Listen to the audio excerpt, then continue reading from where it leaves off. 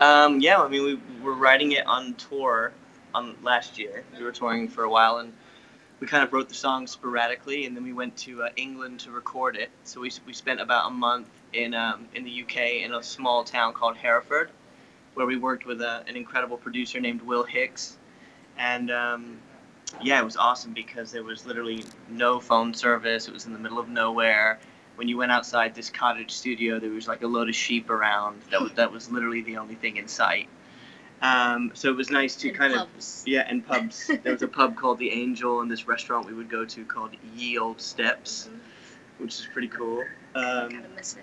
Yeah, I miss it too. So it was nice to kind of switch off from technology and the world of social media and the internet, and kind of really focus on these songs and lock in and kind of seek inspiration from everything, really. Yeah, we started actually writing this EP during EP1. So as of now, we're already writing EP3. So we're constantly writing, and we never know when the pieces of the puzzles will come together. So by the time we got to her, for sure, we had already pretty much written everything. We just started tracking all of the instruments and making the tracks, and then we came back to LA to do the final vocals. We don't really have like a set routine. I would say most of the songs kind of stem from a guitar riff that I'll be working on, and I'll kind of jam around the house, and I'll usually know when something is inspiring to BC because she'll start singing along to it just organically. Like while I'm cooking, or while she's cooking, and I'm like, oh, she's feeling this one, and then I always have the iPhone on standby to record her, because I usually capture like the best things when she's not thinking.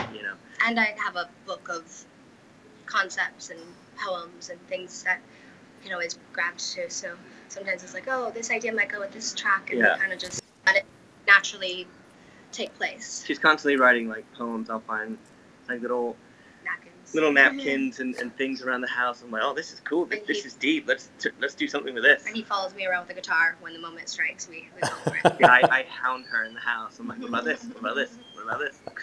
We bicker in the studio and things, but it's usually over yeah small things, and we kind of we balance each other out. His passions and expertise are similar but different to mine. So we're like a teeter-totter. So when he goes up, I go down. I go down. We pick each other up. We know when to push each other. We know when to help. We know each other so well now that it actually is it's beneficial. Yeah, and if one of us is feeling really strongly about a certain idea, we both trust each other and respect each other a lot. So if one of us is really like telling you this is how it's got to be, the other one will usually be like, okay, I trust you, and if that's how it's got to be, that's how it's got to be. We met at a singer-songwriter night that we were both mutually invited to from a mutual friend, and I got there a little bit late for my set, and BC was already on stage. It was packed. It was in this guy's house, and he had GoPros all over the house, and it was kind of an online concert that people could buy tickets for, and the money would go to charity, so it was for an excellent cause. So when I got there, the whole room was silent, paying attention to this incredible voice on stage, and it was BC. And if you're in Los Angeles, it's virtually impossible to have a silent room there. People are on their phone, people don't care, they're talking, they're screaming, but this room was locked in.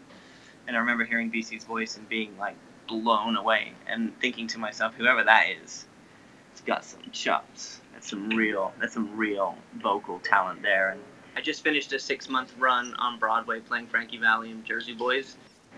And we were writing the EP during the day, and then as soon as I finished on Broadway, we went straight to England to record. And we did our wedding during the Broadway. We're trying to make it easy and do a in-town, local, simple wedding in LA. And then the day we sent out our invites, like, no, you're gonna be living in New York actually. So I had to plan the wedding from New York and like fly back and forth for it, then go back, pick up the week off. We still haven't gone on our honeymoon yet, but we're gonna do it on our 1-year anniversary.